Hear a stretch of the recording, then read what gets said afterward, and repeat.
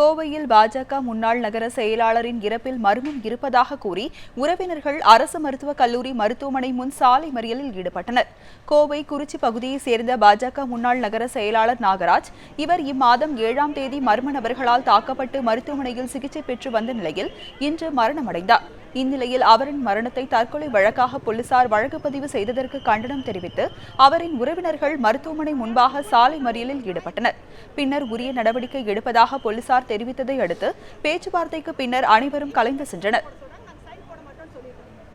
FIR ஃபைலில் எங்கள் அண்ணி கொடுக்கவே இல்லை. அதாவது இவர் குடிபோதையில் குடிபோதையில் தான் விழுந்திருக்கிறாரு மேலேருந்து அப்படின்னு சொல்லியிருக்காங்க. That is a not.